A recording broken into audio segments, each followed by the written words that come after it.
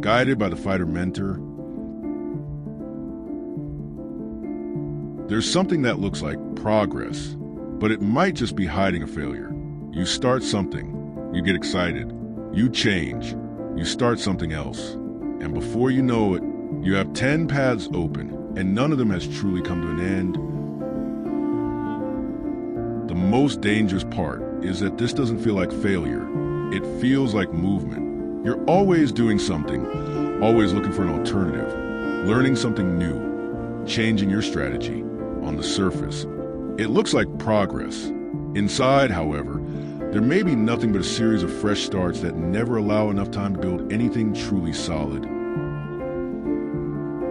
You learn something, you try something else, you switch methods, you change your goal, you look for a better strategy, and you keep believing that the next attempt will finally be the one, until one day you realize something uncomfortable. Maybe it wasn't a lack of opportunity. Maybe it was a lack of enough time for a choice to mature. If this makes sense, give it a like, click the bell icon, and subscribe to the channel. A small music store was about to close when someone walked in looking for a specific acoustic guitar. The salesperson showed them 3, then 5, then a few more. Each instrument had a different characteristic. One was lighter, another had a brighter sound. Another was more comfortable. The person tried them all, went back to the first one, picked up another, compared them, explored their options, until, after almost an hour, they still hadn't chosen one. So the salesperson put the instruments back where they belonged and asked, "Do you want to find the best acoustic guitar? Or do you want to start playing?" The question put an end to the comparison. The person chose one. He left. No one there realized that that question had served a purpose far beyond a simple purchase. Elsewhere, a student had 4 courses open on her computer. One taught writing, another programming, another photography. The 4 seemed to be exactly what she needed at that moment. Every time she ran into a difficulty, she would look for another course, not because the previous ones were bad, but because starting over was more comfortable than sticking with one long enough to figure out where the real difficulty lay. One day, she closed 3 of them, not because she'd stopped enjoying the subjects, but because she realized she was using new opportunities to escape the least comfortable part of any learning process. Keeping going once the novelty wears off. The course continued. So did the difficulty. But for the first time, things really started to move forward. If this makes sense to you, give it a like, turn on notifications, and subscribe to the channel. In a park, an amateur runner finished his workout and stared at his watch. His time hadn't been good, far below what he'd expected. For a few seconds, he thought about changing his training routine. Maybe run more, maybe run less, maybe switch sneakers, maybe follow a different program, maybe start all over again. He reached for his cell phone to look it up.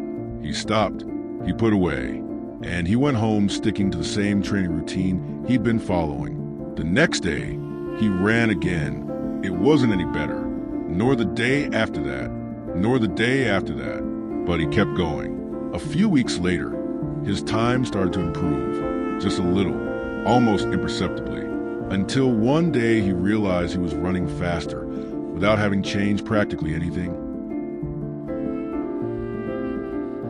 The change hadn't happened when he found a new strategy. It had happened while he was sticking with the old one. Maybe you've noticed something by now. These situations don't seem related. A person choosing an instrument, a student trying to learn, someone training to run. But there's one thing hidden in all 3. All of them could have been interrupted by the same desire to start over. This desire emerges with tremendous force in today's world. When things get tough, there's always another option, another method, another tool, another course, another app, another professional, another path, another goal, and that feels like freedom. until you realize that having infinite possibilities can also make it extremely difficult to stick with just one. Novelty offers an immediate thrill. It brings anticipation, curiosity, energy. The problem is that consistency begins precisely when that sensation fades. That's when the part that almost no one shows comes into play. The repetitive training, the study that seems to make no progress, the project that has lost its spark, the skill that demands one more try, the path that no longer feels special. This is where many people confuse discomfort with a sign that they've made the wrong choice, and they switch. Then they switch again and again until they've accumulated experiences without gaining any depth from any of them. Discipline doesn't mean staying stuck with a bad choice. It means learning to differentiate between a choice that truly needs to be abandoned and a choice that has simply reached the hard part. That difference can change a life, because giving up on something at the right time is smart, but abandoning everything whenever the novelty wears off is just a sophisticated way of staying in the same place. Breathe slowly. Breathe in, hold it, breathe out, and think of something you recently started. You don't have to answer right now. Just observe. Do you really want to give that up? Or do you just no longer like the feeling of learning? There's a stage in almost everything that matters where the result disappears, and all that's left is repetition. That's when most people look for a way out. And that's when consistency begins to separate intention from transformation. Modern life has made it extremely easy to change course, but not every new path is better. Sometimes it's just newer. And maybe that's why so many people know how to start, but so few know how to persevere. Persevering doesn't mean putting up with just anything. It means giving yourself enough time to discover what a choice can become when it receives continuous attention.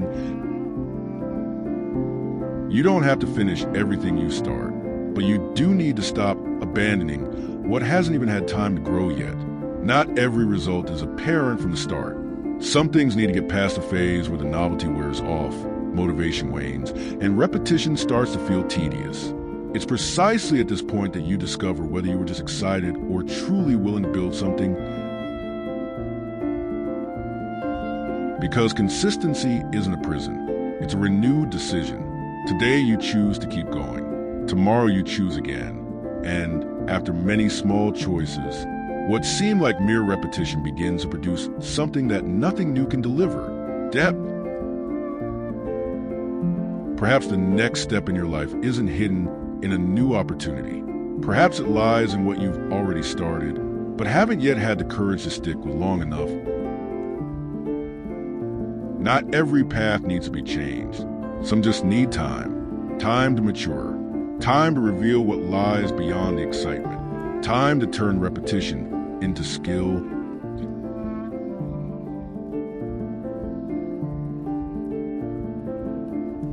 And perhaps this is one of the quietest forms of discipline. Not seeking a new direction every time the old one stops feeling exciting. It's about continuing when finally no one else is cheering anymore.